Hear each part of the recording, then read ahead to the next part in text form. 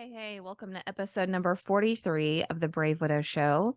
Today, I had the opportunity to speak with Rick, and Rick has really some great insights and tips for widows, specifically when it comes to financial planning. So let me introduce you to him.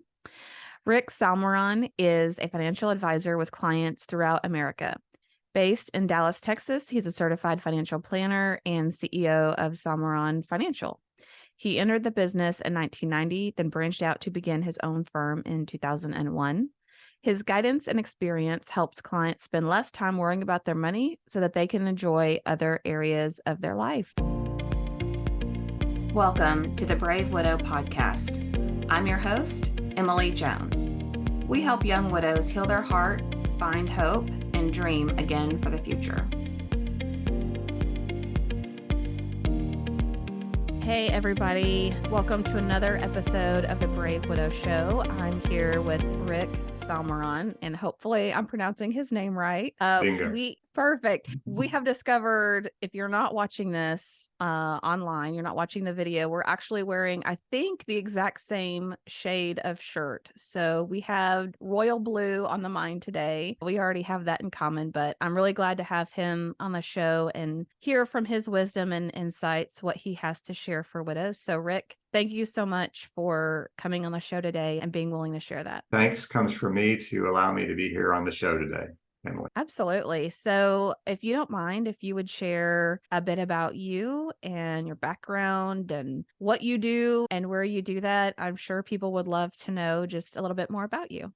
Certified financial planner in Dallas, Texas. I help people grow their wealth so that they can grow their life, to put it in a sentence. Many people ask me, well, how did you get in the business? Where did it all begin? How long ago? And I always come back to my story of when I was 8 years old. This is when I started in the business, looking back. It was on a Saturday in Oklahoma City. I was at the breakfast table as a young boy, and my mother came up to me. She placed her right hand on my shoulder, and she said, Rick, today's going to be a pretty special day for you, because today we are going to go to a place called a savings loan, and we are going to open an account for you there. And I looked at her kind of perplexed. I didn't really know what that meant. So I said, well, Mom, what does that mean? And she said, son, see, if they let you keep your money, they will pay you money for keeping your money there. And that was a little enlightening, although I still didn't really understand what all that meant. However, whatever was good for Mom was good enough for me. So I dropped my spoon in my Lucky Charms. We went into the car. We scooted off to the savings zone. I emptied my pockets full of change. This was weeks worth of allowance on the counter. $10 worth of coins. My mother, in her generosity, matched that with $1.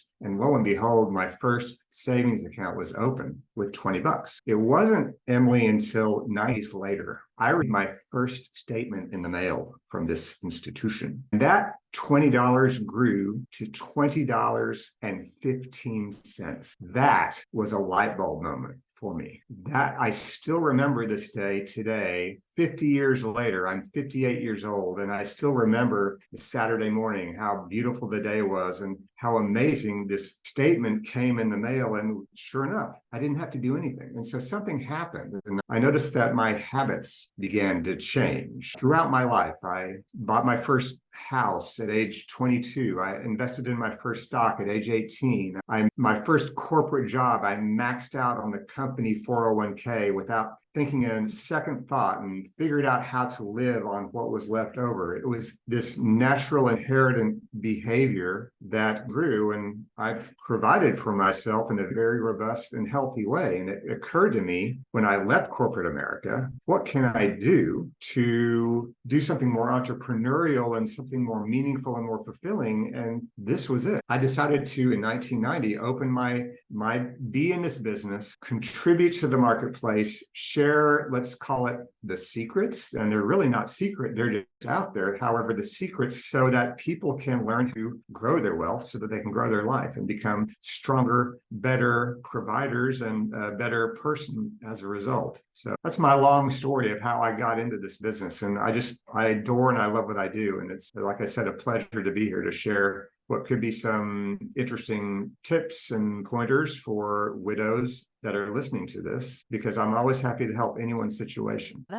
First of all, it's incredible that your mother taught you that at such a young age and that you didn't feel like you needed to go spend that $10, that you didn't feel cheated out of putting it in the bank, because especially when we're young, even for me, for a long time, as I grew up, you think, well, I have money, I need to spend it. Investing is something you do when you're ready to retire, when you're old. That's not something that you do when you're younger, but you were able to see that, believe in it, and continue some of those patterns. And it's evident, I think, that you're passionate about what you do and about and helping other people. And so I think that's awesome. And I would encourage anyone who's listening, who's got small children, start now to teach these types of values, savings values at a young, early age. If you have children, do that with them, as small as it might be. It will create a lasting effect that will live with them for the rest of their life. I guess that's a good question. Widows, a lot of times, women in the household, I don't know if you see the same thing, they kind of navigate maybe the day-to-day bill paying. They're not necessarily the financial planners of the home, or they're not thinking necessarily about the bigger picture of those things. So all of a sudden, they're kind of thrust into that position where they're unfamiliar. So there's a lot of things that they could learn. But to segue off of that, where do you start? Do you have a ratio? If my child receives X amount, here's what they should save and how they should do that and how I teach them? Or what are your thoughts on that? Well, that depends on every situation.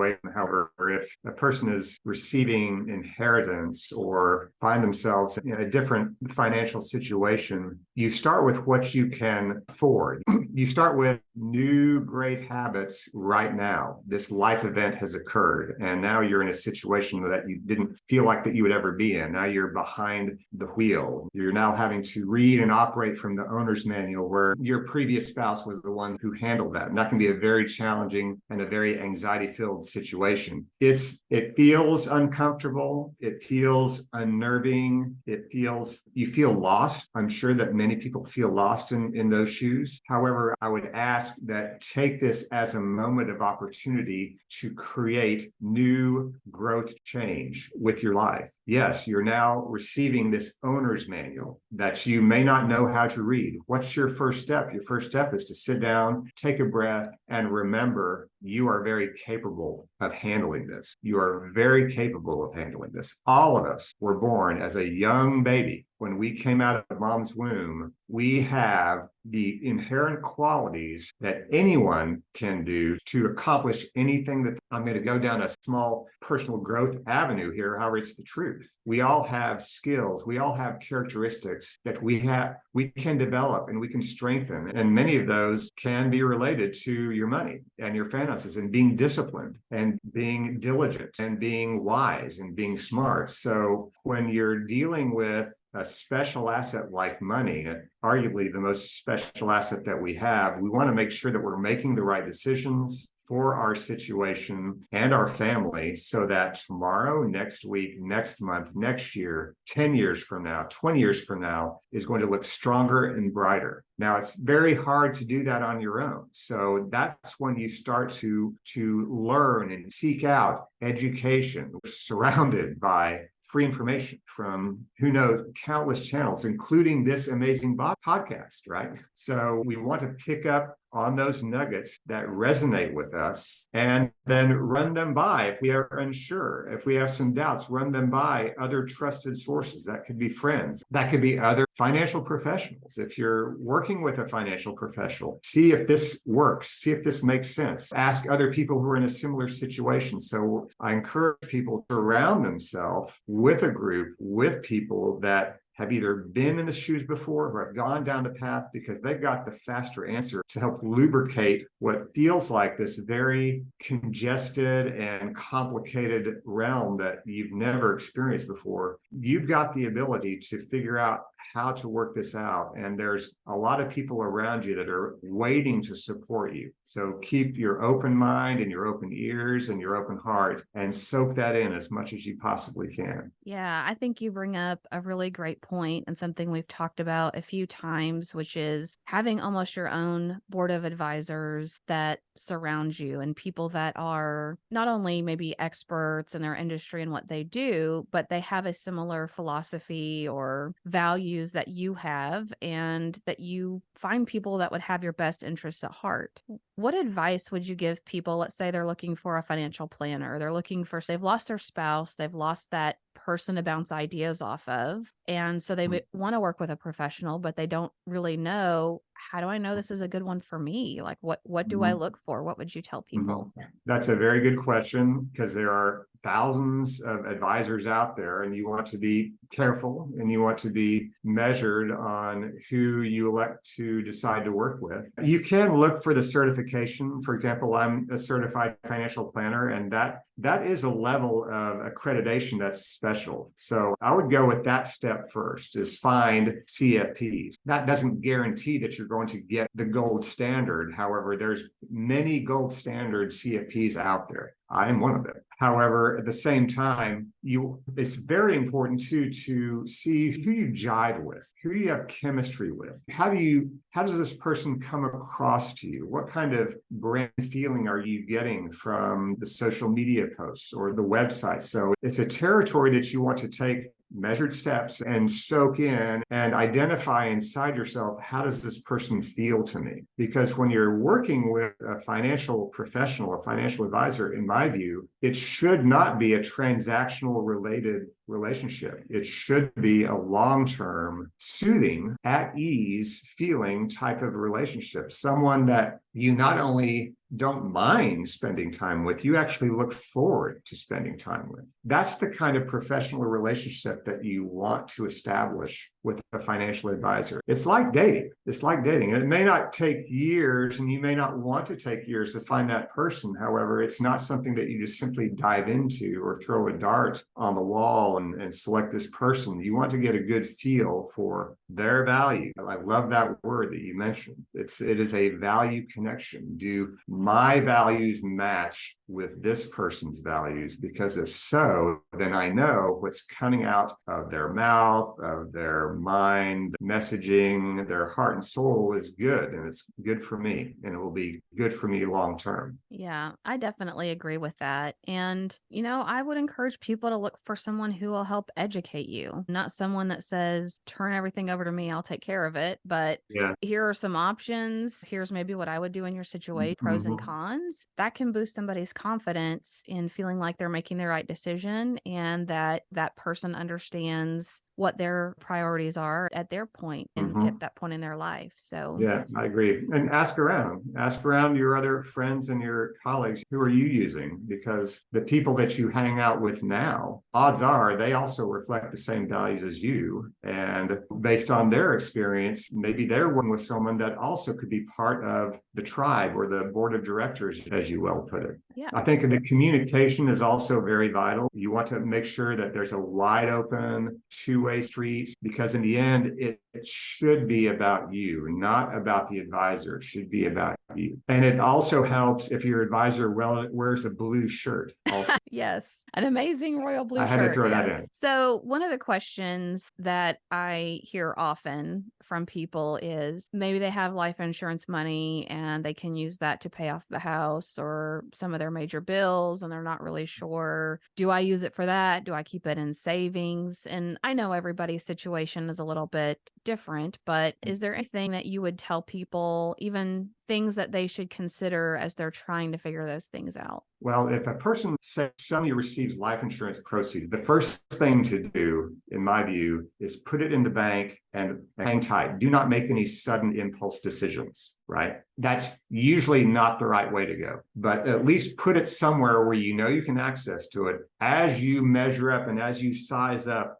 Okay, so yeah, it depends with everyone's situation. However, in general, let's talk about debts, for example. Should I pay off my house? There's a very good feeling about being mortgage free. I understand that having everything in the house paid for. I don't need to worry about the mortgage payment any longer. That feels good. At the same time, I would caution people not to just jump into something like that, because you're talking about taking money in a very liquid state that I can get to tomorrow and putting it into something that I can't get to, or at least it's very hard to. And life, if anyone, the population of widows and widowers understand that life throws curveballs. We many times need to have a very healthy, plentiful emergency fund, a life happens fund, I like to call it, that's ready to go in case some other curveball comes our way. So as far as the comfort and feeling of, for example, paying off a house, I understand that feeling. However, at the same time, I also understand the feeling of being cash poor.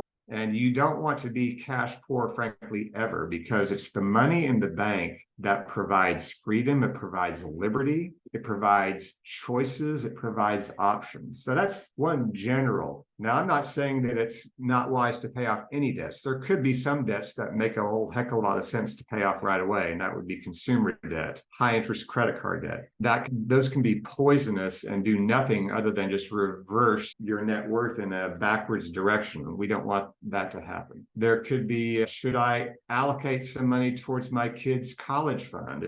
Does that make sense? And what's the best way or ways to be doing that? So, and there's my own personal retirement. I want to be able to retire one day, and perhaps I wasn't the breadwinner, and now I find myself in a position where I need to start working or find a job or whatever the case may be. So when we receive, say, a lump sum from life insurance, that's great. However, we want to be very careful. We want to be very particular. We want to be very cautious and wise on how best to allocate those monies. So it does require sitting down and just assessing where you're at, where would you like to be. If you're working with an advisor who's got great experience, odds are they will be able to spotlight areas of your life that they can foresee because of their experience with other widows that you may not. And that can be very helpful. Yeah. Yeah. I think that's a really great point. And again, having that trusted financial planner, financial advisor that can help you see things that you're not thinking of, think through things. Women are typically more emotional creatures, and we want to feel safe and financially secure. And you're right, paying off the house, paying off the credit card debt, like that feels really good. But we can't be short-sighted either in knowing that I kind of went the opposite way. I wanted as much money in savings as possible, because even though I was the breadwinner, I just felt like, I don't know, like what else is going to happen? I want to have something there. So there's a lot of emotion that comes dealing with money and where it should sit. So what are some other things that you see specifically with widows, or things that they should think about that come to mind for you? One that comes to mind is something called the widow's tax, or the widow's penalty. Well, what do I mean by that? Well, I'm talking about our federal marginal income tax brackets. We have a married couple who files a joint tax, and we have a single individual who files a single tax return, for example. Well, these two marginal tax schedules that I've got posing as my two hands here on the screen, one has a particular tax rate associated with it, and the other has its own. When a married couple files a joint tax return and they're making, for example, $150,000 a year combined, they find themselves in a 22% federal tax bracket. Now, if there's only one spouse now I'm single. I lost my spouse and now I'm single. If I'm making the same money, I find myself in the single tax bracket at a higher rate. I'm making the same money. However, I'm paying more tax on that. Why is that? That's because of the marginal tax schedules that we live with the government. In fact, even if in my hypothetical example, even if I'm making $100,000, something less, 1/3 less as a single person, I still find myself in a higher tax bracket. So as odd as it is, and I'm shaking my head along with you, that's the way the system works. So widows need to be cognizant of that, which means that it's important to do some amount of tax planning, to do your best to keep your taxes at a minimum, because you might find yourself in a higher tax bracket, whether you realize it or not. That's one area of the widow's tax. And then there's another area of a widow's tax that has to do with Medicare premiums. It's not the taxes that we write with our tax return. Instead, it has to do with Medicare for people who are on Medicare, and this will be for age 65 and older. There's an additional tax that people pay on Medicare premiums at that age at a much lower income rate, lower income level as a single person versus unmarried. However, that's another one for another topic for another day. But in short, the joint return and the single return are different, significantly different, and it can make a difference in a widow's life sooner than later. Now, there's some good news about this, is that you can still, as a newly widow, for example, you can still file your income tax return as a joint tax return for the next 2 years following the year of your spouse's death. So it's kind of a temporary, this is my story, I'm making this up. This is the IRS's way of saying, hey, we know we're getting ready to give you a harder time with your taxes, but we're going to give you 2 more years to ease into it. That's my story. Yeah, that's probably very generous that they give people 2 years. But, it's a great point, something that people don't know. I mean, when you're a newly widow, you're just trying to survive. Like the last thing you're thinking about is, well, wait a minute, I'm making less. Let's say we're both working. Now I'm making less, but I'm paying more in taxes, or percentage wise, at least I'm paying more. How does that make sense? I have all these kids and things to think about, but you're right. I think people need to be aware of it and be able to prepare. Yeah, agreed.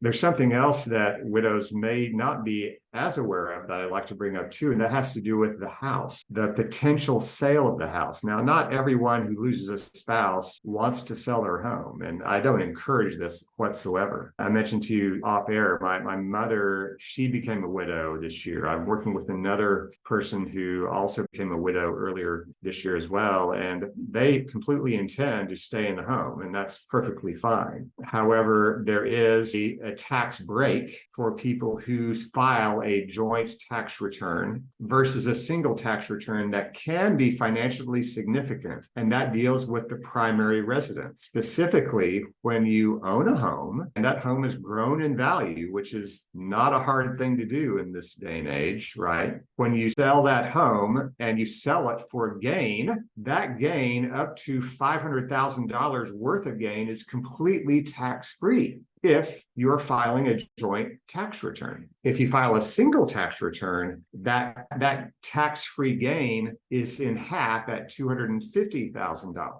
Now, why do I bring this up? It's because, as I mentioned earlier, when you become a widow, you have the ability to continue to file your tax return as a joint filer for 2 years after the year that your spouse passed away, which means if you're considering selling your house, or you really feel like, I want to sell my house now, there is this $500,000 worth of tax-free gain that you can still take advantage of in the next 2 years, because you can still file as a joint filer. I hope I'm making sense there. Yeah, that's great. That's something I wasn't even aware of was a possibility. And I think general wisdom, people try to say not to make big decisions in the first 1 to 2 years, but I think for the most part, people tend to know whether or not they're going to stay, maybe within that first year time frame. And it's good to know that you have those additional 2 years to consider that, make that decision, and take advantage of it. If it's something that you want to do someday, you're just not sure, you haven't made it a priority, I guess that would be. So no, that's really helpful. It is not the decision maker. However, it might be the reason that you make that decision a little bit then later. Right. Yeah. But again, talk to your advisor pleasure before you make any moves like that, for sure. Yeah, definitely. Well, what else can you think of or comes to mind as you've worked with your mother, which I'm very sorry for your loss there, by the way. Thank you. You like blue And shirts also. really, well, I did, yeah. we're honoring your dad today then That's too. right. You're that dad. Oh, Well, that's amazing. And the other person that you're working with, what have you seen as they're newly widowed and they're trying to figure out finances? And I'm sure they have fears and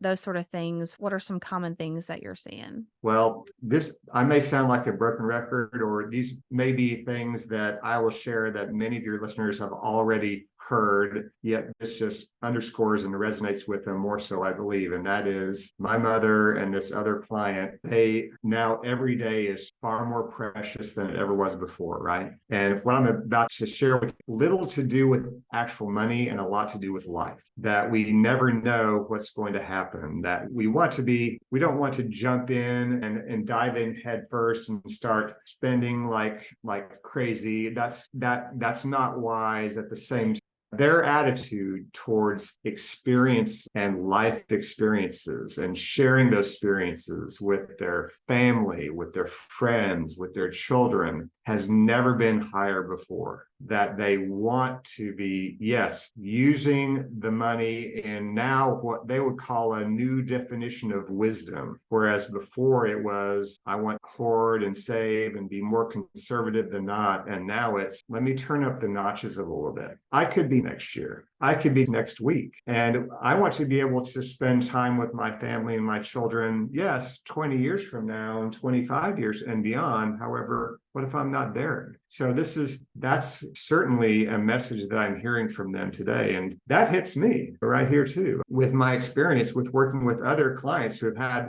lost loved ones and lost spouses. That's, to me, that's that sideline reminder of, hey, this can happen to anyone, right? That's just something that we all know, but here we're listening to it now as another reminder. And then a second thing I would say that my client and my mother have really ramped up, and that's getting themselves more organized than ever before and teaching their children how to do that for themselves also. Getting the ducks in the order, getting the I's dotted, the T's crossed. Gosh, I didn't get that will updated. Now I'm going to do that. Or I didn't get that beneficiary designation just right. I'm going to do a better job at that moving forward. Or setting things up for themselves now so that they realize the transition for when they are gone will be far smoother, far cleaner, far easier for subsequent generations. So they're learning from their experience now to help make their situation be even better for their kids and their grandkids. Yeah, I love that. And it's a little shocking to me. We all experience grief and loss at some point and in some way. And someone made a comment to me, everyone that you know, there's a 50% chance that one of you is going to go before the other. So, Yeah. which is a little Wow. mind boggling. But as we think about that, just how poorly educated we are about organizing our life, about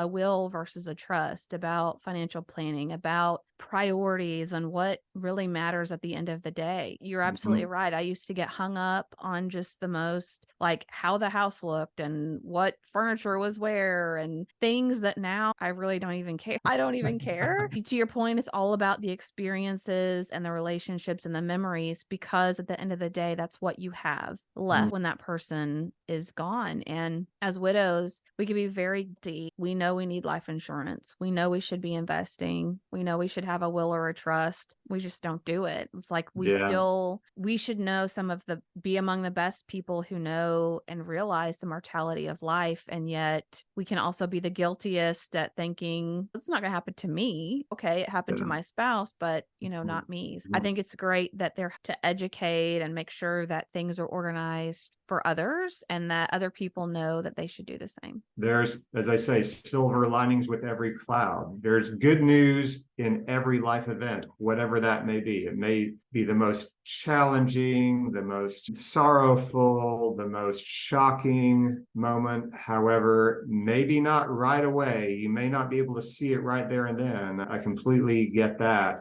However, there is good news, there is greatness in that episode somewhere, and it will reveal itself sooner than later. And that's what we can do. We can choose to, because we can't change the event. However, we can use the event itself as a way to make ourselves, our family, and for that matter, our world a better place. That's what my dad would want. That's what my client's deceased spouse would want. That's what they would want. And that's what I want for your listeners. I love that. And I tell people sometimes just bad things happen, period. We have a choice in how we respond and what we do from that, where we can create something good out of it. We can share our story, we can help, or we can choose just to remain focused on ourselves. Well, Rick, anything else that you'd like to share with the audience? And if you can just remind people where they can find you if they want to work with you or they have questions and want to learn more, I think that would be great. It may feel very challenging, impossible, insurmountable, handling the money now where you didn't before. Yet I would say that the word impossible is only an option. You are capable, you are able, you have everything you need. You have every quality that you need to not only handle the situation, however, you can thrive in the situation. I have complete confidence in that. And if there's anything that your listeners can take home with them today, that's what I want to share with them. I love that. So many times I hear people say, I'm tired of people saying I'm strong and I didn't have a choice. And yes, you do. You have a choice to get up every day, to not hide under the covers, to figure these things out. And I loved what you said. Impossible. Say it again. Impossible is only an option. Is only an option. I love that. Well said. All right. Well, Rick, where can people find you if they want to learn more about you or they want to talk to you about maybe working with you in the future? Feel free to go to my website, which is all one word. And you can find me on Instagram. Just look for my name, Rick Salmeron. LinkedIn, the same thing. I'm happy to chat with anyone and give any type of initial tips or help that I possibly can. All my initial consultations are on the house. Awesome. And for those of you that are driving or mowing the lawn or whatever it is you're doing, we'll have links to all of that in the show notes. So you'll be able to find those there. Well, Rick, thank you so much for coming again on the show today and sharing experience, especially one that's so personal and close to you, but helping to give back to this community and give some really good things for widows to think about. I love spending time with you. Same here.